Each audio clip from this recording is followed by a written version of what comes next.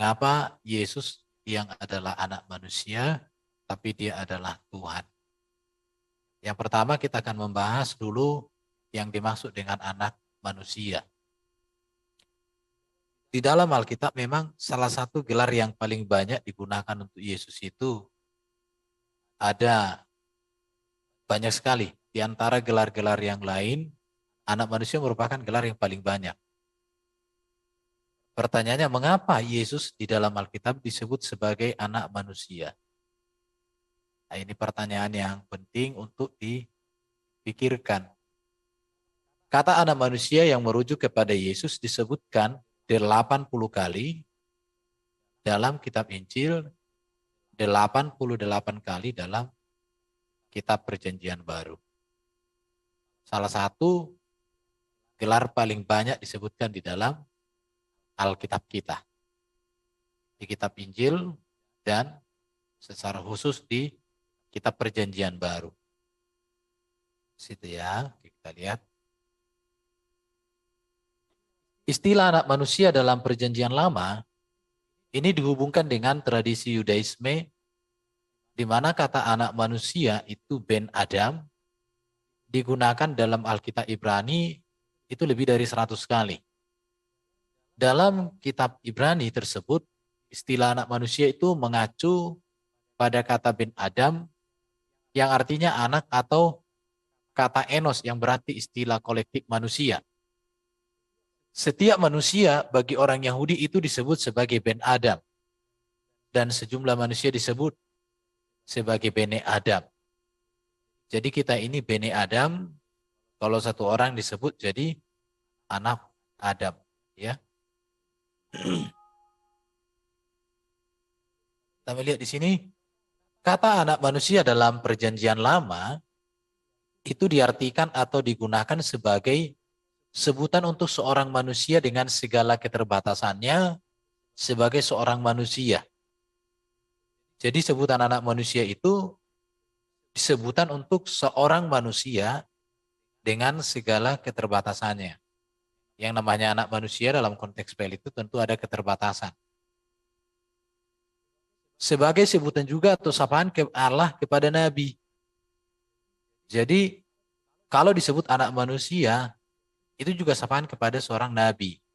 Bisa dibaca di dalam Yeskiel pasal 2 ayat 1, 3 dan seterusnya. Bahkan dikatakan anak manusia selalu sering disebutkan. Menurut Alan Richardson, anak Ben Adam sinonim dari kata anak Ben Enos yang merupakan bahasa Semitik yang biasa digunakan sebagai jabatan nabi. Sebagai jabatan nabi ya. Ini perlu untuk dipahami. Yang ketiga, sosok atau tokoh supranatural. Ini, jadi anak manusia itu untuk sosok tokoh yang supranatural. Di mana tugasnya adalah pelaksana keselamatan dan penghakiman. Jadi pelaksana keselamatan dan penghakiman itu juga disebut anak manusia. Daniel 7 ayat 13 sampai 14. Karena di dalam Daniel pasal 7 ayat 13 sampai 14 ini memang disebutkan dengan jelas sosok daripada anak manusia yang sebagai tokoh yang supranatural atau sosok manusia ilahi, kalau saya katakan ya. Bisa kita baca itu di dalam Daniel pasal 3, pasal 7. Saya baca coba ya untuk kita semua. Daniel pasal 7 dikatakan begini. Aku terus melihat dalam penglihatan malam itu tampak datang dengan awan-awan dari langit. Seorang seperti anak manusia. Datanglah ia kepada yang lanjut usianya itu dan ia dibawa di hadapannya. Lalu diberikannya kepadanya kekuasaan dan kemuliaan dan kekuasaan sebagai raja. Maka orang-orang dari segala bangsa, suku bangsa, dan bahasa mengabdi kepadanya. Kekuasaannya ialah kekuasaan yang kekal, yang tidak akan lenyap, dan kerajaannya ialah kerajaan yang tidak akan musnah. Jadi anak manusia di sini benar-benar sebagai pelaksana keselamatan dan sebagai pelaksana penghakiman. Dan ini menunjuk kepada otoritas kuasa yang dimiliki oleh seorang sosok yang disebut sebagai anak manusia dalam ayat 13 tadi itu. Istilah anak manusia juga kalau di dalam perjanjian lama tadi kita sudah lihat ini, sekarang kita masuk dalam perjanjian baru. Ya. Istilah anak manusia dalam perjanjian baru mengacu pada istilah Ibrani Bene Adam atau Bene Enos, sedangkan dalam bahasa Yunani ho hiosto antropo. Dalam bahasa Indonesia diterjemahkan sebagai putra manusia atau anak laki-laki manusia. Nah ini kalau di bahasa Indonesia kan. Karena makna anak manusia dalam PL pada dasarnya sejalan dengan makna anak manusia dalam konteks PB, maka jika hal itu dikaitkan dengan sebutan gelar kepada Yesus ya, sebagai anak manusia, maka dapat diartikan. Jadi anak manusia dalam konteks di PB itu sama dengan kata anak manusia dalam konteks PL.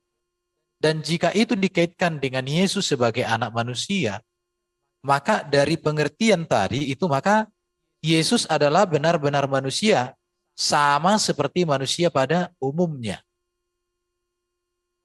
Sama seperti manusia pada umumnya. Namun yang membedakan adalah Yesus manusia yang tidak berdosa, Yesus manusia sempurna. Itu bedanya. Baru yang kedua, Yesus benar-benar seorang nabi yang diutus Allah kepada manusia. Ya, ini ada kata diutus. Jadi tidak ada orang Kristen yang menolak Yesus sebagai utusan.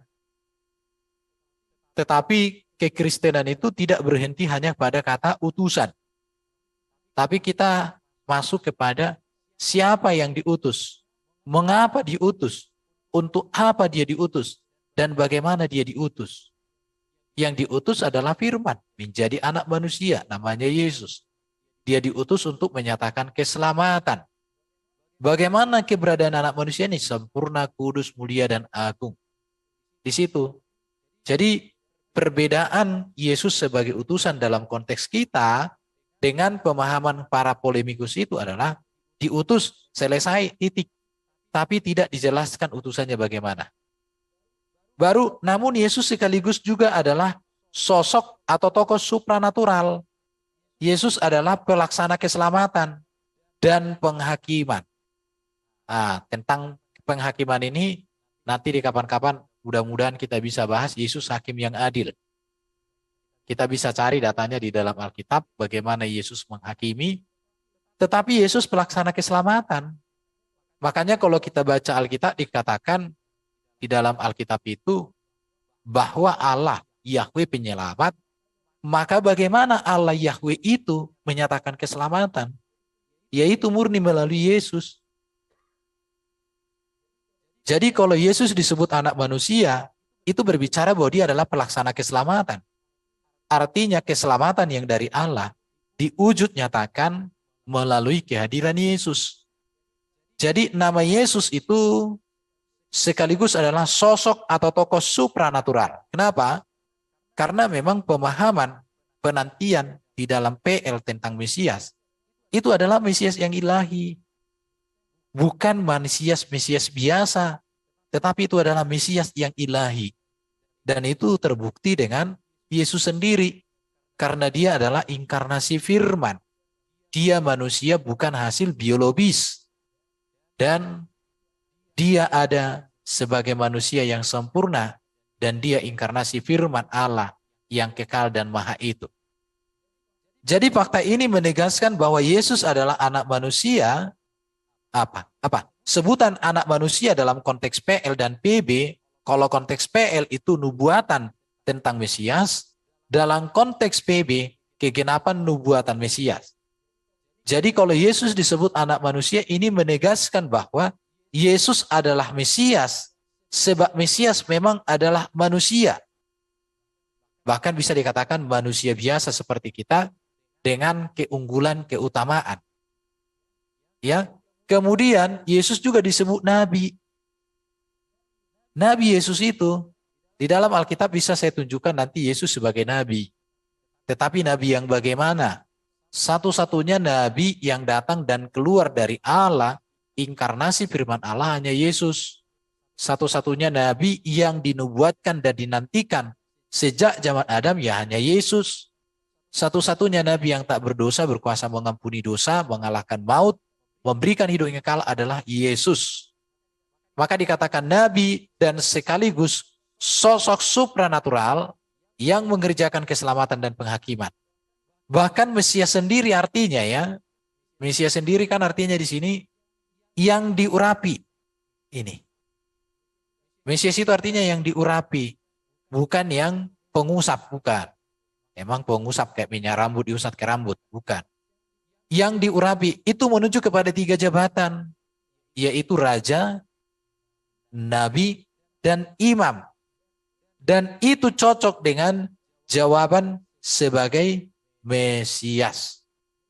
Jadi ketika dikatakan Yesus anak manusia, sesungguhnya penggenapan kepada Mesias yang dijanjikan Allah. Memang dia manusia, tetapi bukan manusia biasa seperti manusia berdosa, tetapi dia adalah manusia yang benar-benar Mesias atau Mesias ilahi. Oke, kalau bicara nabi, nabi itu adalah bisa dikatakan penyambung lidah Allah atau menyampaikan firman Allah, tetapi bedanya adalah seorang nabi di dalam Alkitab, dia di dalam iman Kristen, seorang nabi itu adalah menyampaikan isi hati Allah kepada manusia, baik itu berupa teguran, baik itu berupa janji, baik itu berupa nubuatan atau pengharapan, itu yang dinyatakan. Dan rasanya di dalam Alkitab seorang nabi itu tidak pernah wahyu diberikan kepadanya untuk kebutuhan hawa nafsunya, enggak pernah. Tapi seorang nabi di dalam Alkitab itu selalu berbicara kekudusan kemuliaan Allah yang harus disampaikan, harus diberitakan kepada umatnya, umat Tuhan. Kalau imam ini menjadi wakil, bahkan kita bisa bicara tentang Yesus sebagai imam besar yang lebih tinggi dari imam besar Harun. Apa itu fungsi seorang imam? Imam itu adalah juru damai manusia dengan Allah. Kalau nabi, penghubung antara Allah dengan manusia. Tapi kalau imam, penghubung antara manusia dengan Allah. Jadi ketika dikatakan Yesus sebagai anak manusia, artinya dia Mesias, maka sesungguhnya Yesuslah pengantara Allah kepada manusia dan pengantara manusia kepada Allah. Jadi ketika Yesus mengatakan, aku jalan kebenaran dan hidup, tidak ada seorang pun yang sampai kepada Bapa kalau tidak melalui aku. Ini sudah berbicara tentang dia sebagai nabi, dia sebagai imam. Kita tidak bisa mengenal Allah tanpa Yesus.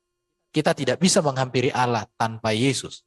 Karena sesungguhnya pengantara yang sejati itu adalah anak manusia, sang Mesias, Yesus itu sendiri. Kita melihat juga bahwa dalam kitab Perjanjian Baru, Yesus juga menyebut dirinya sebagai anak manusia. Jadi Yesus berulang-ulang mengatakan dia sebagai anak manusia. Hal ini digunakan dalam beberapa hal. Yang pertama ini berkaitan dengan kegiatan-kegiatan manusia seperti beristirahat, makan dan minum, bahkan tentang penderitaan, hamba yang melayani, menderita dan mati. Jadi ini berkaitan dengan kegiatan seperti beristirahat, makan, minum, bahkan bisa mengalami penderitaan. Namun ini juga berkaitan dengan mengklaim kuasa ilahi, seperti hak untuk mengampuni dosa. Kemudian mengatasi hari Sabat, Tuhan atas hari Sabat, Kyrios. Berdiri sebagai hakim, seorang yang turun dari surga dan akan kembali ke surga, pengantara antara langit dan bumi, dimuliakan oleh Allah yang dimuliakan. Jadi kita melihat bahwa pengakuan Yesus tentang dirinya sebagai anak manusia itu selalu menunjukkan keinsanian dia, tetapi sekaligus juga menunjukkan keilahiannya. Karena memang Yesus ini kan sosok manusia dengan dua natur yang bisa dibedakan di dalam dirinya, tapi tidak bisa dipisahkan. Ini selalu tegas di dalam pernyataan-pernyataan Alkitab atau di dalam pernyataan-pernyataan Yesus sendiri. Yesus juga menggunakan istilah anak manusia untuk dirinya sebab, kenapa? ia mengidentifikasi dirinya dengan anak perempuan. Ini ya. Jadi ketika Yesus mengatakan anak manusia, sebenarnya Yesus sedang mengidentifikasi dirinya dengan sebutan anak perempuan yang dijanjikan Allah kepada Adam dan Hawa dalam Kejadian 3 ayat 15. Proto Evangelium. Injil pertama kali diberitakan Kejadian 3:15 ketika Adam dan Hawa jatuh dalam dosa. Di mana dikatakan anak perempuan di dalam Kejadian 3:15 itu dia akan menyelamatkan manusia dari dosa, maut, dan iblis. Jadi ketika Yesus mengatakan dia anak manusia, Yesus sedang mengidentifikasi dirinya dengan nubuatan anak perempuan yang dilahirkan. Dan juga mengidentifikasi dirinya dengan penyelamat yang menyelamatkan melalui penderitaan. Yesaya 52 sampai 53. Jadi sebenarnya pemahaman Kristen tentang jabatan atau posisi Yesus sebagai anak manusia ini sungguh luar biasa ya. Sungguh luar biasa penegasan tentang keselamatan, penegasan tentang siapa Yesus itu. Namun apa yang terunik dari penyebutan dirinya sebagai anak manusia adalah bahwa Yesus menghubungkan identitas dirinya sebagai anak manusia dengan misi penebusannya yang digenapinya melalui penderitaan. Jadi ketika Yesus berbicara tentang anak manusia, ini tidak bisa dilepas dari karya penebusannya. Di dalam nubuatan-nubuatannya tentang kisah sengsaranya yang disebut dalam Injil, ia selalu menyebut dirinya sebagai anak manusia. Anak manusia akan diserahkan, anak manusia akan ditinggikan, anak manusia akan seperti Yunus di perut ikan dan seterusnya ya. Baru yang berikut juga hamba yang menderita di dalam Yesaya 52-53. Dengan demikian dapat diketahui bahwa penderitaan dan penghinaan yang diterimanya sebab sampai wafatnya adalah suatu pendahuluan yang harus dilaluinya sebelum mencapai kejayaannya di surga. Ya, jadi itulah luar biasanya Yesus. Yang berikut Yesus menggunakan istilah anak manusia untuk dirinya sebab ia mengidentifikasi dirinya dengan Sang Mesias yang diurapi. Yang disebut dalam kitab Daniel pasal 7 ayat 13 dan ini dibuktikan dalam pengajaran dan janjinya. Anak manusia digunakan pada gambaran tentang ia datang di awan-awan di langit dengan kekuasaan dan kemuliaannya. Tentu ini nanti kedatangan Yesus kali yang kedua akan semakin diperlihatkan.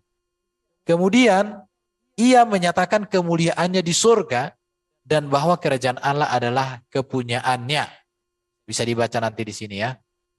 Jadi penjelasannya sangat luar biasa data Alkitab tentang siapa Yesus ini. Oke, yang berikut sebagai penutup tentang anak manusia. Arti pertama perasa anak manusia ini menunjuk kepada nubuat Daniel pasal 7 ayat 13-14. Dikatakan aku terus melihat dalam penglihatan malam itu tampak datang dalam awan-awan dari langit seorang seperti anak manusia. Ya. Datanglah ia kepada yang lanjut usia.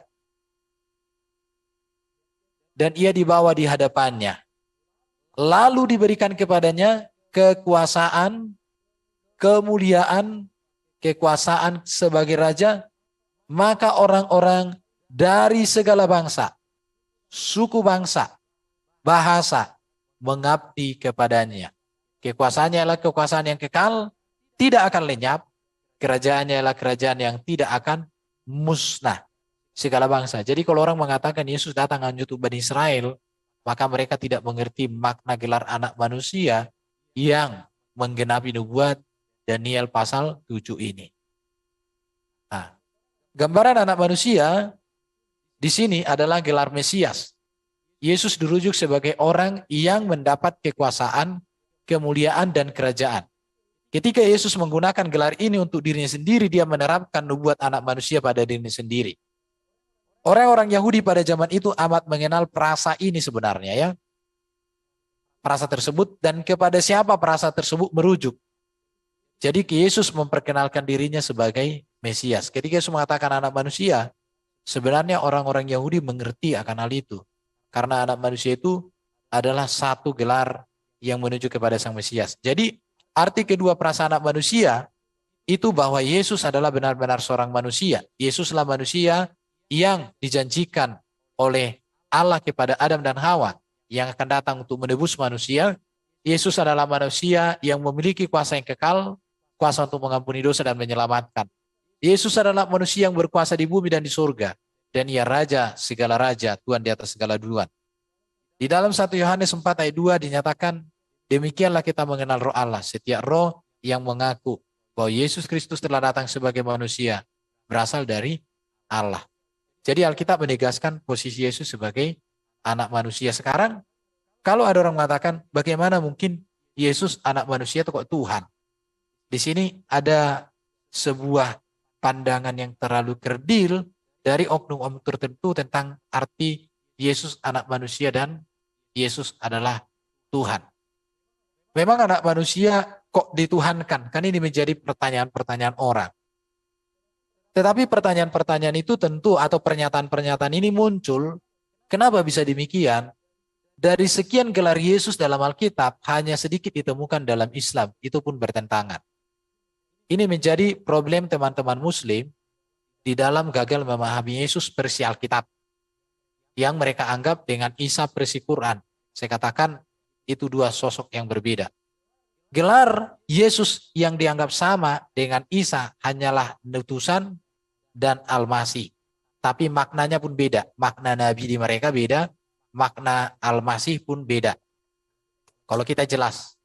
Jadi di dalam Alkitab itu ada berapa gelar-gelar Yesus? Anak Allah, anak manusia, anak Allah udah pernah kita bahas. Tuhan, Kurios, Rabi atau Guru, Raja, Nabi, Mesias, Imam, Gembala, dan seterusnya. Itu gelar-gelar Yesus. Dari apa yang kita temukan di dalam Alkitab itu, hanya dua ini. Bisa kita temukan di teman kita Muslim, walaupun kita tidak anggap itu sama. Tetapi ya namanya juga itulah itu. Sekarang saya masuk kepada etimologi kata Tuhan. Jadi kata Tuhan sebenarnya kan berasal dari kata Melayu Tuan. Ini harus dipahami supaya ditegaskan. Artinya di sini adalah penguasa. Ya. Jadi penguasa itu artinya Yesuslah penguasa. Jadi Tuhan di sini bukan berbicara Yesus Allah Bapa itu sendiri. Memang Yesus firman Allah yang inkarnasi menjadi manusia. Saya hanya mempercepat karena itu pernah dibahas. Penggunaan gelar Kyrios dalam perjanjian baru ada di sini. Ya. Ada di sini. Yaitu kata Kyrios sebagai gelar kepada Allah Sang Pencipta, gelar kepada Yesus Kristus, gelar kepada seorang raja, gelar kepada seorang kaisar. Nanti bisa dibaca. Di sini bisa dibaca ayat-ayat ini. Jadi itu gelar, ya. Kemudian bisa dibaca di sini. Jadi kalau bahasa Inggrisnya sih sangat mudah dipahami, Lord ya. Kemudian gelar itu juga dipakai sebagai Kyrios sebagai gelar kepada orang yang memiliki hamba atau tuan, kepada Abraham, pemilik keledai, terhadap seorang bapa, bahkan kepada malaikat. Ayat-ayatnya ada. Jadi kalau berbicara ketuhanan Yesus, itu berbicara tentang kepenguasaannya. Atau bisa disebutkan kemesiasan. Jadi Yesus Tuhan karena dia adalah Mesias. Mesias ilahi ya. Sekarang kita melihat makna kata Tuhan, Kyrios bagi Yesus, makna harafiah kepada sebutan penghormatan, kepenguasaan atau kepada sesuatu yang dipertuan. Pada saat Yesus hidup di atas dunia ini, kata Kyrios digunakan orang-orang sejamannya untuk menyapa dia supaya dia mengerti sebagai sebutan penghormatan saja. Bisa Tuan, bisa Bapak, bisa Mister, atau bisa Sir, atau memang demikian maknanya. Namun ketika Yesus telah dimuliakan, sebutan Kyrios, Tuhan, untuk Yesus mempunyai makna sebagai penguasa yang dipertuan. Jadi Tuhan di sini tidak secara langsung menuju kepada makna Allah, Theos. Itulah sebabnya sebutan Allah dan Theos bagi Sang Bapa dibedakan dengan penggunaan sebutan Kyrios Tuhan bagi Yesus Kristus. Sehingga Tuhan Yesus maknanya bukan Allah itu Yesus sendiri, namun Sang Penguasa Yesus. Ini harus dicatat. Sang Junjungan Yesus. Hal ini dibuktikan dalam penggunaan ayat-ayat berikut. Yesus adalah Tuhan, Allah telah membangkitkan dia dari antara orang mati. Kemudian Allah membangkitkan Tuhan. Rasanya tidak mungkin kalau dipahami Tuhan dengan Allah sama ya. Ayatnya di sini, satu Allah saja yaitu Bapa, satu Tuhan saja Yesus Kristus. Kemudian bisa dilihat dan masih banyak ayat yang lain. Ayat-ayat ini menjelaskan atau membedakan Allah yaitu Bapa dengan Tuhan Yesus Kristus yang dibangkitkan Allah atau Bapa. Sejak kapan Yesus menerima gelar Tuhan ini? Sejak kebangkitannya tentunya. Kenapa? Karena kepenguasaan mutlak itu baru nyata setelah Yesus bangkit. Karena sesudah bangkit dari antara orang mati, dia mengatakan kepada para muridnya, kepadaku telah diberikan segala kuasa, kepenguasaan mutlak jabatan Tuhan di surga dan di bumi. Dengan demikian, karena Allah yang memberi segala kuasa di surga dan di bumi kepada Yesus, yang telah bangkit itu, maka Allah pula yang mengangkat Yesus menjadi penguasa mutlak, Tuhan atas surga dan bumi. Inilah katakan dalam Kisah Rasul 2:36. Allah telah membangkitkan Kristus menjadi Tuhan. Oke. Sekarang Yesus diangkat sebagai penguasa mutlak atau Kyrios, Tuhan. Ini memiliki 3 tujuan. Yang pertama, untuk menunjukkan bahwa dia adalah Adam yang terakhir. Ini sudah kita bahas minggu lalu. Yang telah memulihkan kepenguasaan Adam atas alam yang hilang karena kejatuhan dalam dosa. Kemarin karena dosa, kepenguasaan Adam atas alam, kepenguasaan Adam itu menjadi rusak. Bahkan hakikatnya rusak, tunduk kepada dosa, kepada maut, bahkan kepada iblis. Hal itu dipulihkan oleh Yesus. Itulah ketuhanan Yesus, kepenguasaannya. Yang kedua, untuk menunjukkan bahwa Yesus yang manusia itu sungguh-sungguh kalimatullah, firman, atau logos, yang menjelma atau inkarnasi sebagai manusia. Karena Allah selalu melaksanakan kepenguasaannya atas alam semesta melalui firman. Ya.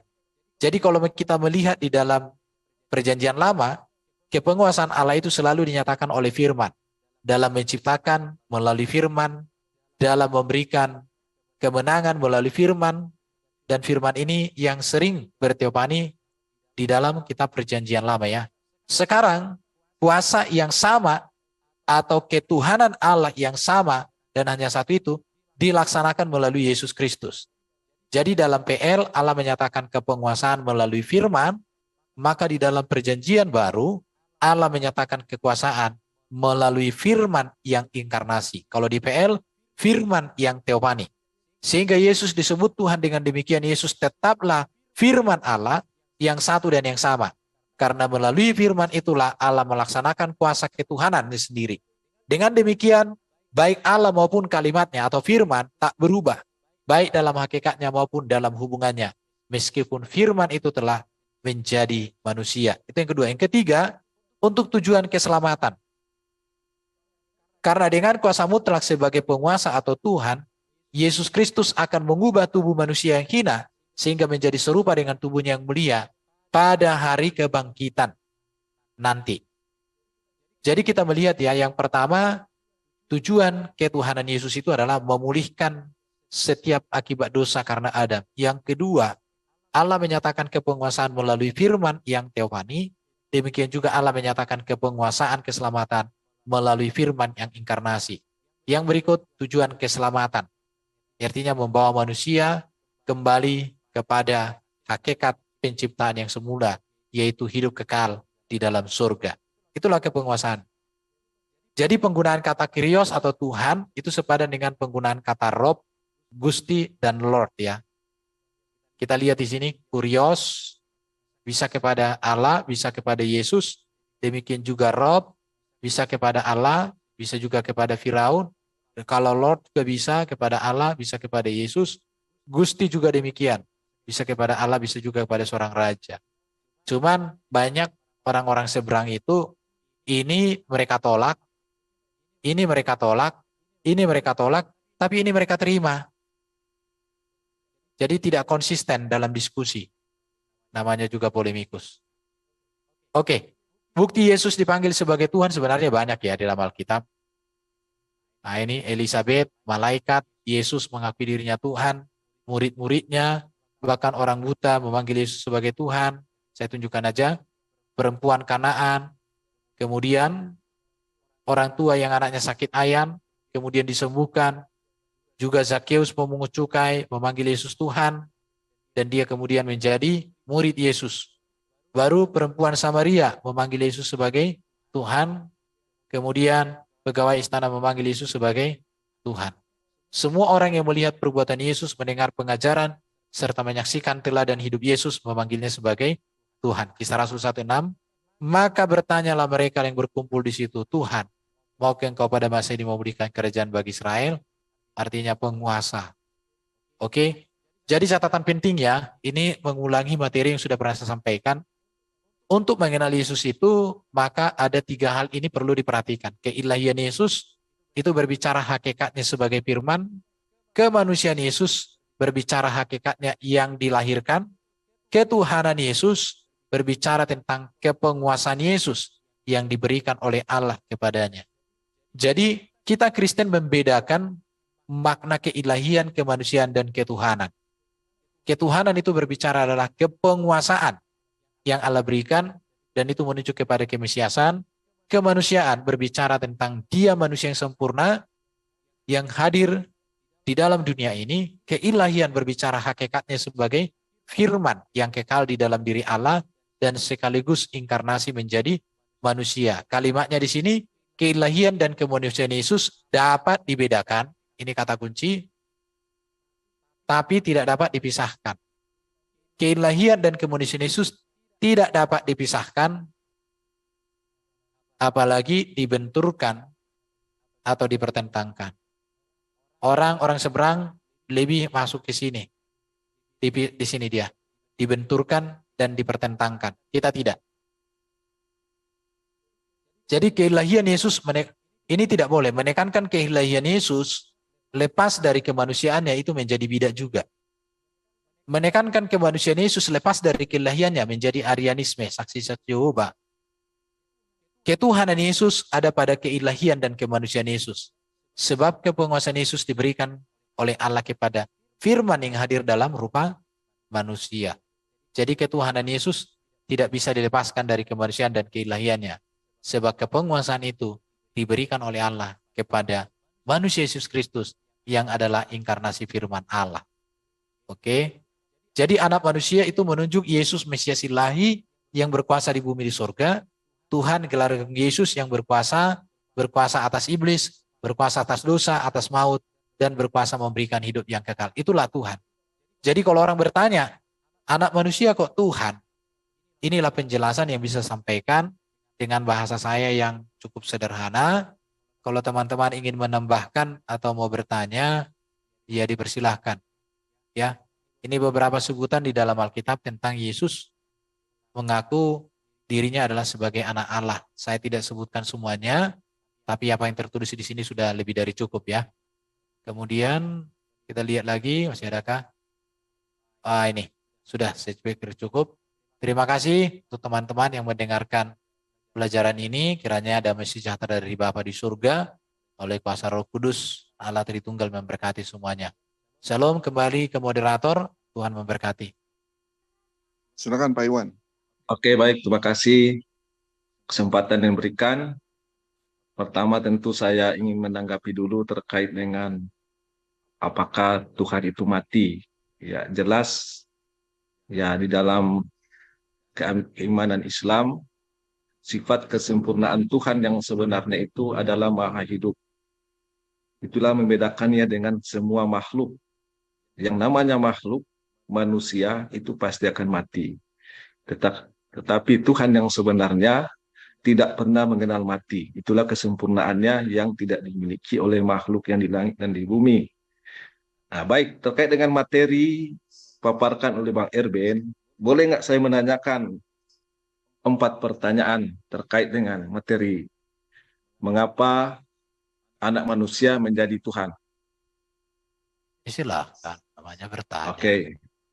Jadi saya izin paparkan ya pertanyaan saya biar jelas. Ya, dan pertama, sebelum anak manusia menjadi Tuhan, siapakah Tuhan yang menciptakan langit dan bumi? Ya, apakah tidak ada Tuhan atau Tuhan yang Apakah tidak ada Tuhan atau memang Tuhan sudah ada sebelum anak manusia ini menjadi Tuhan? Oke, saya jawab satu-satu aja ya, supaya nanti Ya, jangan kepanjangan. Oke. Yang pertama, kamu harus memahami makna kata Tuhan untuk Yesus. Mungkin kamu tadi tidak mendengarkan bahwa Tuhan untuk Yesus itu kan dari kata Kyrios, penguasa. Jadi ketika kami mengatakan Yesus Tuhan, itu berbicara bahwa dia penguasa. Apa kepenguasaan Yesus itu? Kepenguasaan Yesus adalah memulihkan segala kerusakan yang terjadi akibat Adam jatuh dalam dosa. Apa itu? Manusia takluk kepada iblis, takluk kepada maut, manusia mengalami hakikat yang rusak, dan manusia terpisah dari Allah. Kepenguasaan untuk memulihkan inilah yang ada pada Yesus. Itulah ketuhanan. Kalau kamu bertanya, apakah Tuhan sebelumnya?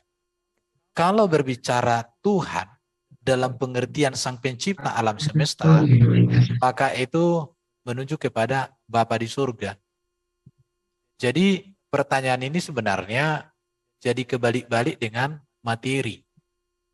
Kalau diikuti penjelasan tentang Tuhan untuk Yesus, maka pertanyaan ini sudah pasti diralat. Jadi sebelum anak manusia menjadi Tuhan, atau sebelum Yesus hadir, siapakah Tuhan Sang Pencipta alam semesta? Ya Allah Bapa di surga. Jadi Bapa di surga lah yang menciptakan langit dan bumi.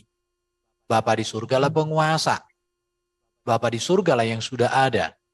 Dan Yesus belum ada sebagai manusia, tetapi dia ada sebagai firman. Maka saya selalu menyampaikan, sebelum Yesus menjadi manusia, dia adalah firman Allah. Karena memang Yesus itu adalah inkarnasi firman. Tadi juga saya jelaskan, dalam konteks PL, firman teofani. Dalam konteks PB, firman inkarnasi. Itu jawabannya terhadap pertanyaan itu. Silakan oke, pertanyaan Bang berikut. Erben. Oke, jadi pertanyaan ini poinnya intinya sebelum Yesus ada Tuhan Bapa yang menciptakan langit dan bumi. Yang kedua, Ya, ya, jika memang anak manusia menjadi Tuhan, maka siapakah Tuhan yang ada sebelum ada manusia menjadi Tuhan? Sebagaimana ulangi. ini pertanyaannya pun pertanyaan yang kurang tepat ya. Coba Ya, pertanyaan yang kedua. pertanyaan kedua. Jadi bukan anak manusia jadi Tuhan ya. Tapi firman Allah menjadi manusia, kemanusiaan Yesus itulah kepada Yesus inkarnasi firman itulah Allah melimpahkan kepenguasaan atau ketuhanan. Oke. Ketuhanan di bumi di surga. Nah, seperti itu. Jadi Oke. artinya di Ya, sini bukan Yesus itu jadi kayak Power Ranger berubah jadi Tuhan, bukan begitu. Tapi kepada inkarnasi firman itu Allah menyatakan kepenguasaannya. Itu yang tepat. oke. Ya, pertanyaan saya yang kedua, apakah sebelum anak manusia ini yang Yesus tadi menjadi Tuhan, apakah memiliki sifat atau memiliki eh, hakikat yang sama dengan Tuhan yang dikenal oleh Abraham di dalam kitab ya orang-orang Yahudi seperti pada ayat ini. Tetapi kata Abraham kepada Raja Negeri Sodom, aku bersumpah demi Tuhan Allah yang maha tinggi. Allah wa ta'ala, maha tinggi, pencipta langit dan bumi. Apakah Yesus memiliki hakikat atau yang sama dengan Tuhan yang dikenal Abraham ini? Demikian juga kemudian pernyataan Abraham itu tentang Tuhan Allah wa ta'ala maha tinggi, pencipta langit dan bumi diulangi kembali oleh Yesus. Apakah pernyataan Yesus ini adalah Tuhan yang sama sebagai masuk oleh Abraham? Matius 11 Oke, ayat 25, pada oke waktu itu perhatikan ya. berkata Yesus, aku bersyukur kepadamu Bapa, Tuhan langit dan bumi, karena semuanya itu engkau sembunyikan bagi orang bijak. Kisah para Rasul 17:24, Allah yang telah menciptakan, menjadikan bumi dan segala isinya. Ia yang adalah Tuhan atas langit dan bumi, tidak diam dalam kuil buatan tangan manusia. Maka pernyataan Yesus ini dan murid-muridnya ini sejalan dengan apa yang dikenal oleh Abraham ini, atau berbeda? Oke ya, saya jelaskan ya.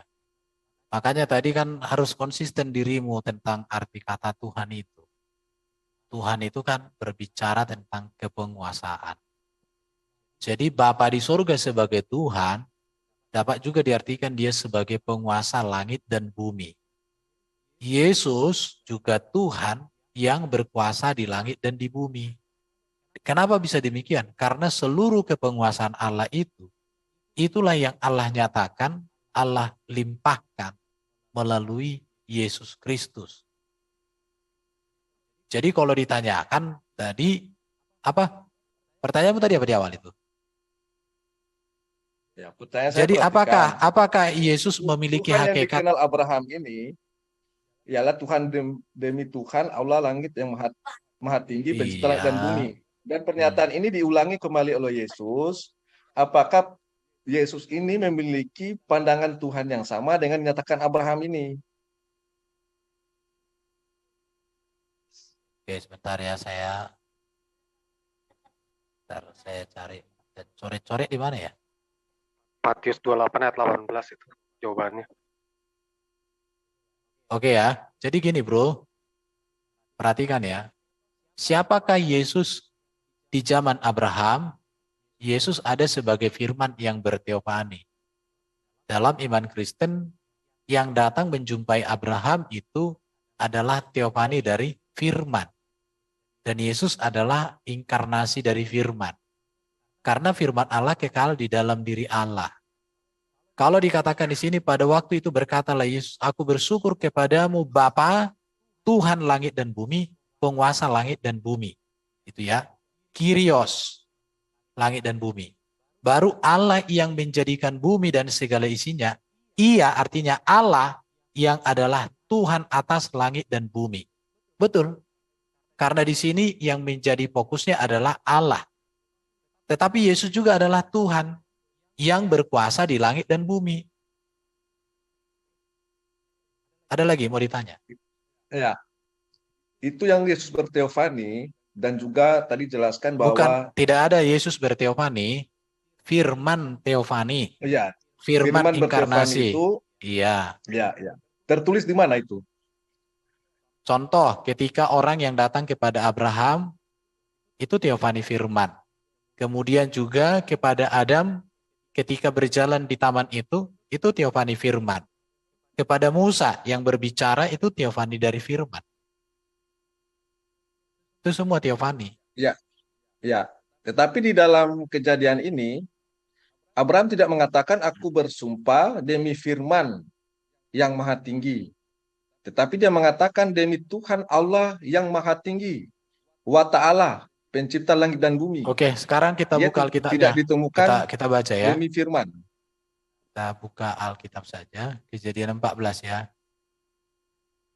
Oke. Saya buka Alkitab supaya kita baca utuh. Kejadian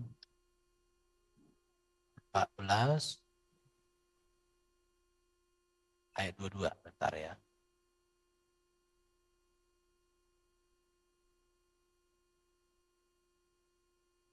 Kita lihat di sini ya. Tetapi Abraham kepada Raja Sodom itu, aku bersumpah demi Tuhan Allah yang maha tinggi. Oke, ini perkataan Abraham kepada Raja negeri Sodom. Aku tidak akan mengambil apa-apa dari kepunyaanmu itu, sepotong benang pun atau tali kasut pun. Ini kan bukan peristiwa teofani ini. Karena Abraham sedang berbicara kepada Raja negeri Sodom. Tetapi Abraham juga pernah kok berbicara mendadak teofani. Saya carikan ya. Kita akan lihat dalam peristiwa Abraham. Ada yang 3 orang itu, teman-teman ada tahu di mana itu Abraham yang dijumpai oleh 3 orang itu? Yakub termasuk. Kejadian? Kejadian 8 kalau nggak salah. Bukan, Kejadian 8 belum ada Abraham. 16 ayat 8. Bentar. 16 ya. Oke.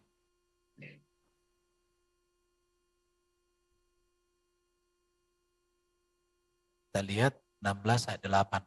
Kata Hagar, hamba Sarah itu, dari manakah datangmu dan kemanakah pergimu? Jawabnya, aku meninggalkan sarai nyonyaku. Lalu kata malaikat Tuhan itu kepadanya, kembalilah kepada nyonyamu, biarkanlah engkau ditindas di bawah kekuasaannya. Lagi kata malaikat itu kepadanya, aku membuat engkau sangat banyak keturunanmu sehingga tidak dapat terhitung karena banyaknya. Selanjutnya kata malaikat Tuhan itu kepadanya, engkau mengandung dan akan melahirkan seorang anak laki-laki dan kepada Ismail, sebab Tuhan telah mendengar tentang penindasan atasmu. Seorang laki-laki kemudian Harga menamakan, Tuhan telah berfirman kepadanya dengan sebutan, engkaulah El-Roiku. Sebab katanya, bukan di sini, kulihat dia yang telah melihat aku. Sebab itu sumur yang disebut, sumur tadi disebut orang sumur letaknya di Kades. Lalu Hagar melahirkan seorang anak laki-laki. Ini malaikat Tuhan ini termasuk dari teofani juga. Karena Hagar mengatakan bahwa Tuhanlah yang menampakkan diri kepadanya. Tuhanlah yang mendengarkan penindasan yang dialami dia. Iya, di ayat 17 juga Pak Erwin lebih jelas. Pasal 17 ya? Oke. Maka Tuhan menampakkan diri kepada Abraham, perhatikan di sini. Akulah Allah yang Maha Kuasa, aku mengadakan perjanjian antara engkau dan membuka barik. Lalu sujudlah Abraham berfirman kepadanya, dari pihakku inilah perjanjianku, engkau akan menjadi bapa sejumlah besar bangsa. Karena itu namamu bukan lagi Abraham, bukan Abram, melainkan Abraham, karena engkau telah kutetapkan menjadi bapa sejumlah besar bangsa. Aku akan membuat engkau, aku mengadakan perjanjian kepadamu, lalu firman Allah kepada Abraham, dari pihakku, ini perjanjian sunat, inilah perjanjianku. Ini juga teofani di sini. Karena di sini kan Abraham berumur 90 tahun bahwa Tuhan menampakkan diri kepadanya. Jadi bukan wujud Tuhan yang datang, tapi teofani. Karena teofani itu adalah pernyataan diri Allah itu sendiri. Karena tidak seorang pun manusia yang pernah bertatap muka langsung dengan Allah secara langsung. Tapi semua melalui penyataan diri Allah melalui teofani. Oke, ada lagi mau ditanya? Ya, yang masih ada. Saya tampilkan boleh. Oke, Boleh, silakan Pak. tambahkan. Ya. Enggak, saya cuma pengen begini. Kalau orang sebelah ngomong mengenai Ismail. Ya kita tanya, SWT udah tahu. SWT tahu nggak El-Roy itu di mana? Kitab sebelah yang ngakunya keturunan Ismail. Kita fokus dulu ke materi ya, Bang Erben. Ini kan Kita kesempatan bertanya terhadap materi Bang Erben. enggak, kita Oke, lagi Oke, cari pertanyaan selanjutnya Bang Erben ya. sumber Laharoy di mana gitu. Tadi sudah menjawab, nanti silakan nanti para pendengar yang menilai jawabannya. Berarti Tuhan berteofani ya, menjadi firman dan menjadi malaikat. Bukan, Nah, kamu itu yang- salah. Bukan Tuhan berteofani menjadi firman, menjadi malaikat. Tapi firman Allah itulah yang diteofani, menampakkan diri dalam sosok malaikat. Enggak, di kitab sebelah sosok juga malaikat. Oke, nanti Sebentar dulu Pak Anda, sebentar dulu. oke. Nanti saya kasih Oke. contoh Musa ya. Musa, Hmm. Keluaran itu, yang berbicara dari semak-semak itu kan Tuhan yang berbicara. Apakah Tuhan mungkin tinggal di semak-semak? Kan nggak mungkin, bro. Itu yang disebut dengan teofani firman. Ya, dari semak-semak. Itu Iya, juga iya. salah satu. Ya itulah makanya di sini Abraham mengatakan bersumpah demi Tuhan Allah yang Maha Tinggi. Itulah Tuhan yang menemui Musa, menemui Maryam. Ya itulah maksudnya. Oke ya, sudah dijawab Bang Erben. Selanjutnya pertanyaan selanjutnya Bang Erben. Anak manusia menjadi Tuhan, apakah Tidak, tidak bertentangan dengan... bentar. Salah itu pertanyaan. Anak manusia menjadi Tuhan nggak ada. Itu Nah, tadi salah di tema pertanyaan. ini kan di temanya kan mengapa anak manusia jadi Tuhan? Loh, Ya kan? itu kan kalimat kalian. Kalimat itulah yang kami perbaiki. Saya sudah Adalah. perbaiki dari tadi. Iya. Anak manusia Oh, iya, itu iya, adalah oke. Tuhan. Nah, pakai Oke, adalah. Iya. oke. Kami kan Saya memakai perbaiki pertanyaannya ya. Oke. Apakah Yesus sebagai Tuhan, ya, apakah ini tidak bertentangan dengan salah satu dari 10 perintah Tuhan yang terdapat di dalam kitab orang Yahudi seperti dalam ayat berikut. Keluaran 20 ayat 2, Akulah Tuhan Allahmu yang membawa engkau keluar dari tanah Mesir dari tempat perbudakan. Jangan ada padamu ilah lain di hadapanku. Jangan membuat bagimu patung yang menyerupai apapun yang ada di atas langit atau ada di bawah bumi, di bawah atau yang ada di dalam air di bawah bumi, jangan sujud menyembah kepadanya atau beribadah kepadanya, sebab aku Tuhan Allahmu adalah Allah. Nah, yang cemburu, yang membalaskan kesalahan bapa kepada anaknya. Nah, apakah dengan kehadiran Yesus sebagai Tuhan tidak bertentangan dengan Tuhan dalam kitab orang Yahudi ini yang mengatakan jangan ada ilah lain, sebab aku Tuhan Allahmu adalah Allah. Oke, Silakan. oke. Ilah lain di sini apa itu? Sesembahan Ya, yang lain. ilah itu namanya kalau dalam Islam itu ilah Tuhan, God, kurios. Bukan, ilah Sedangkan di itu sini Tuhan Allahmu adalah Allah. sesembahan. Bentar. Jangan ada Sesembahan. padamu ilah lain. Ilah itu sesembahan di hadapanku, di hadapan Bapa di surga. Oke? Memang Ya, tidak bagaimana ada dengan kehadiran bentar. Yesus tadi yang Bentar. mendapat pelimpahan? Loh, Yesus itu kan bukan ilah yang lain. Karena dia adalah firman Allah itu sendiri yang hadir dalam rupa manusia. Baru kalau dikatakan jangan engkau beribadah kepadanya sebab aku Tuhan. Kami beribadah kepada Allah Bapa di dalam Yesus Kristus. Karena Yesus Kristus itu adalah pengantara kami kepada Bapa dan pengantara Bapa kepada kami. Makanya Yesus katakan, barang siapa berdoa kepada Bapa dalam namaku, aku akan melakukannya. Mintalah kepada Bapa dalam namaku. Jadi ibadah kami itu berfokus kepada Allah yang kami kenal dan kami puja melalui Yesus Kristus. Karena kami mengenal Allah Bapa melalui Yesus Kristus yang adalah inkarnasi atau pewahyuan diri Allah itu sendiri. Jadi kami tidak membuat Allah lain sebagai sesembahan. Justru Allah lain yang menjadi sesembahan itu adalah kalau dia hidup dan ajaran bertentangan dengan apa yang dilakukan oleh Allah Bapa di surga. Jadi kamu tidak memahami kata Tuhan untuk Yesus itu kan udah aku bilang gelar kepenguasaan. Tadi juga saya disebutkan itu sepadan dengan kata Robbi di dalam bahasa Arab. Kata Rob bisa kepada Allah Subhanahu wa taala, bisa kepada Potifar, sama dengan kata Lord, sama seperti kata Gusti. Itu kan ada di materi tadi. Jadi materi yang saya sampaikan tadi itu sepertinya kamu nggak menyimak, bro. Sehingga kamu bertanya sesuatu yang sebenarnya sudah terjawab di dalam materi. Tapi nggak apa-apa lah. Demi diskusi. Oke. Apa lagi mau kau tanya? Cukup kan sudah 4 kan tadi? Halo? Oke, Pak Iwan, Bang Erben ya. sudah 4 pertanyaan kan? Jadi masih ada. Ya udah nggak apa-apa. Jadi jawabannya tadi Bang Erben, ya saya sudah mengerti itu sama persis ketika musyrikin Mekah, mengapa kalian menyembah selain Allah, yaitu Manat, Lata, Uzza, Hubal. Mereka juga mengatakan bahwa yang kami sembah adalah Allah, tetapi patung-patung inilah perantara bagi kami menghubungkan dengan Allah. Nah, pertanyaan saya selanjutnya, Bang Erben, apakah Yesus sebagai Tuhan memiliki sifat yang sama dengan maaf, saya lihat pertanyaannya supaya nggak salah. Apakah Yesus sebagai Tuhan memiliki sifat yang sama dengan Tuhan yang terdapat di dalam kitab orang Yahudi seperti dalam ayat berikut? Lihatlah aku Allah yang Esa, tidak ada Allah kecuali aku, akulah membunuh dan menghidupkan dan menyembuhkan. Kemudian Keluaran 12 ayat 12, pada malam itu aku akan menjelajahi seluruh tanah Mesir dan membunuh setiap anak laki-laki yang sulung, baik manusia maupun hewan. Aku akan menghukum mereka, aku akan menghukum semua ilah di Mesir karena akulah Tuhan. Nah, apakah Yesus memiliki sifat ini, membunuh dan menghidupkan dan menyembuhkan? Bahkan Oke, bisa saya jawab ya. orang. Oke. Pertanyaannya sangat bagus sekali nih. Oke, saya lihat dulu ulangan 32 ya bro.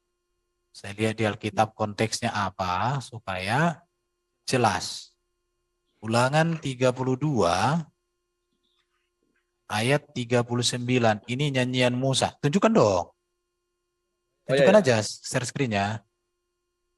Ya, saya kira mau paparan. Oke, Ulangan 32 ayat 39. Lihat sekarang bahwa akulah dia, tidak ada Allah kecuali akulah yang mematikan dan menghidupkan, aku telah meremukkan tetapi aku menyembuhkan. Dan seorang pun tidak ada yang dapat melepaskan dari tanganku. Ayatnya kamu tidak kutip secara keseluruhan ya. Yang pertama saya katakan samamu ya bro, akulah yang mematikan dan menghidupkan. Apakah ada bangsa Israel yang dimatikan Allah? Ada. Yaitu mereka yang membangkang, yang memberontak, yang menentang Allah, menentang Musa. Memang dimatikan oleh Allah. 600.000 setuju. orang, bentar. 600.000 bangsa Israel yang keluar dari Mesir, itu banyak yang meninggal di padang gurun itu karena dosa. Artinya Allah kami itu tidak kompromi terhadap dosa. Kekudusan Allah itu lebih tinggi nilainya daripada manusia yang berdosa, hidup tanpa kekudusan. Baru yang berikut, yang menghidupkan, Allah kami menghidupkan. Baru yang menyembuhkan, ya Allah kami menyembuhkan, meremukkan. Bahkan bangsa-bangsa Kanaan itu diremukkan oleh Allah kami itu. Kenapa? Karena mereka hidup dalam dosa. Jadi Allah tidak pernah membunuh orang baik, orang benar, enggak pernah. Tapi yang dia bunuh, dia hukum itu adalah orang-orang jahat yang tidak layak lagi untuk hidup. Baru kita lihat lagi Keluaran 12 ya. Pada malam ini aku akan menjelajahi seluruh tanah Mesir dan membunuh setiap anak laki-laki sulung, baik manusia maupun hewan. Kenapa demikian? Ini kan tulah ke-10. Ada 9 tulah yang diberikan oleh Allah kepada bangsa Mesir untuk bangsa Mesir sadar dan bertobat. Tapi mereka mengeraskan hati. Mereka melawan Allah. Apa Allah mau dipermainkan terus? Ya akhirnya Allah menyatakan dengan tegas hukumannya bahwa bangsa Mesir yang menentang dia harus hukum. Harus dia matikan laki-laki sulung dan hewan-hewan yang sulung. Pertanyaannya, apakah Yesus juga memiliki sifat demikian? Semua orang yang menolak Yesus sebagai Mesias, semua orang yang menolak Yesus sebagai juru selamat akan dilemparkan oleh Yesus ke neraka untuk binasa bersama iblis selama-lamanya pada saat kedatangan yang kedua. Kedatangan Yesus yang pertama untuk menyatakan kasih karunia yang menyelamatkan, yang menebus dan mengampuni, dan menjanjikan hidup kekal di surga. Tetapi kedatangan Yesus yang kedua, dia menjadi hakim yang adil, yang akan membinasakan iblis dan manusia-manusia yang berotak iblis atau yang disesatkan iblis untuk masuk di neraka selama-lamanya. Jadi sifat kekudusan Yesus adalah sama dengan sifat kekudusan Allah. Sifat kebenaran Yesus adalah sama dengan sifat kebenaran Allah. Dalam hal yang kudus dan benar yang suci, Yesus dengan Bapa itu adalah sama. Maka dikatakan oleh Yesus, barang siapa menghormati Bapa, ia menghormati aku. Barang siapa tidak menghormati aku, ia tidak menghormati Bapa. Allah untuk keselamatan dan penebusan sudah dilimpahkan kepada Yesus Kristus. Oleh karena itu, maka kepenguasaan Yesus adalah kepenguasaan yang sama dengan kepenguasaan Allah. Seluruh kepenguasaan Allah dilimpahkan kepada Yesus Kristus. Itulah jawaban saya. Terima kasih. Oke, Bang Erwin ya. Oke. Jadi terkait Saya rasa pertanyaan Pak Iwan ini, sudah cukup ya, Pak Iwan. Ini kasih kesempatan Sekali lagi. nanti Pak Iwan Sekali angkat lagi, tangan Pak. lagi aja. Oh, oke. Sekali Ya. lagi ya, terakhir ya, Pak Iwan. Oke. sekali lagi. Bisa nggak? Ya. Terakhir ini. Ya, boleh. Silakan. Terakhir ya. Ya. Ya. Nah, jadi yang terakhir, jadi intinya Tuhan yang katakan ulangan tadi itu adalah Tuhan yang memiliki sifat membenci orang-orang kafir dan akan membunuh orang-orang kafir. Salah. Ya, Anda bentar dulu, tidak. saya selesaikan dulu. Bentar. Anda salah memahami yang saya jelaskan. Allah kami itu tidak pernah serta-merta menghukum, tebas lehernya, pancung, nggak ada kayak gitu Allah kami itu. Allah kami selalu mendahului penghukuman dengan kasih. Dengarkan ya. Selalu mendahulukan kasih di atas penghukuman. Itu Tuhan yang di PB atau di PL yang kamu jelaskan di ini? PL dan di PB sama. Allah itu tidak pernah menghukum tanpa menyatakan kasih. Karena kasih Allah itu dasar dari penghukumannya. Jadi Allah kami itu, coba lihat, cek. Tidak pernah Allah menghukum tanpa menyatakan kasih. Penghukuman itu selalu didahului kasih. Justru penghukuman itu datang karena menolak kasih. Kalau kamu baca secara teliti, memang itulah Allah kami yang kudus itu. Jadi keadilan Allah tidak memberangus kasihnya. Kasihnya juga tidak memberangus keadilannya. Tetapi keadilan Allah selalu didahului dengan kasihnya. Makanya bangsa-bangsa Amalek, orang-orang Kanan itu dikasihi dulu. Bangsa-bangsa Israel di padang gurun itu dikasih dulu makan manna yang dari surga. Kasutnya, bajunya tidak rusak, tiang awan, tiang api. Banyak mujizat, dibantu semua, diperhatikan. Tapi ketika mereka menginjak-injak kekudusan Tuhan, ya selesai. Ya namanya juga Allah dong, masa dipermainkan terus. Nah di situ. Jadi kalau kamu membaca tentang karakter Allah dalam PL dan PB, itu sama, selalu menyatakan kasih, didahului karena kasih, baru penghukuman. Ini semua ayat-ayat ini berbicara itu kok. Kasih didahului dengan kasih, kasih ditolak, ya dihukum. Ah, begitu bro. Itu hebatnya Allah kami. Oke? Jadi sudah terjawab ya. Baik. Pak Iwan, silakan Pak Iwan. Ini mengejar waktu kita ya, karena jam 9 ada acara lagi. Silakan Pak Iwan. Oke Pak ya, Iwan. sebenarnya pertanyaan saya Ya. ini sehubungan Jangan panjang-panjang Pak. kaitan dengan pertanyaan saya sejak awal tadi ya, Tuhan yang menghidupkan dan mematikan. Nah, di dalam Keluaran 3:14 ini, Keluaran 3:15, di sini Tuhan yang datang ini mengatakan begini, selanjutnya berfirmanlah Allah kepada Musa, beginilah kau katakan kepada orang Israel, Tuhan Allah nenek moyangmu, Allah Abraham, Allah Ishak dan Allah Yakub telah mengutus aku kepadamu. Itulah namaku untuk selama-lamanya dan itulah sebutanku turun-temurun. Jadi nama Tuhan yang dikenal Abraham ini, di sini adalah Allah yang datang dikenal oleh Musa ini adalah Allah. Nah Tuhan yang sama ini datang kepada Nabi Muhammad SAW. Katakanlah orang-orang mukmin, kami beriman kepada Allah dan apa yang diturunkan kepada kami dan apa yang diturunkan kepada Ibrahim, Ismail, Ishak, Yakub dan anak cucunya dan Nggak apa ada yang kata diberikan kepada Musa Ismail, dan Pak Isa Iwan. serta apa yang diberikan kepada nabi-nabi dari Tuhannya. Enggak, Sebentar, Makanya Pak tadi Iwan. saya Ini lari pertanyakan, nih. mengapa Enggak. Tuhan di PL itu menghidupkan dan mematikan itu berbeda dengan Tuhan yang di dalam PB yang penuh kasih, tetapi Tuhan yang di PL itu sangat membenci, namanya kekafiran, bahkan membunuh, mematikan. Nggak, udah lari-lari Makanya Pak dalam Iwan nggak bisa. Al-Quran Al-Araf Coba Aku boleh sebentar, nanggapin sebentar. Nah, Aku boleh nanggapin sebentar, Bro Iwan Pak nggak? Iwan. Kan, Hai manusia, sungguhnya aku Maaf, adalah utusan Pak Allah Iwan. kepadamu semua. Ini jawabannya, Pak ini Iwan. jawabannya aku ada. Selesai. Ini, sebentar, Bro Jun, sebentar. Pak Iwan kan dari tadi saya sampaikan, Bapak kalau bisa upgrade, jangan malah downgrade. Ini kita lagi live. Kita ini tujuan live itu mencerdaskan kehidupan bangsa. Pertanyaan Bapak lari-lari. Tadi tunjukin ayatnya nggak ada Ismail, Bapak sebut Ismail. Udah ngaco. Saya nggak perlu Ada, Bang coba Eben buka ngejawab. Al-Baqarah itu. Nah, udah nanti Di aja dalam Pak Iwan Islam setelah ini aja. itu Karena ini udah Al-Quran. melenceng jauh. Udah melenceng jauh Pak Bukan Iwan. Nanti aja melenceng. Pak Iwan ya. Tuhan yang sama Nanti aja, itu Pak. datang kepada Nabi Muhammad dan para nabi dahulu.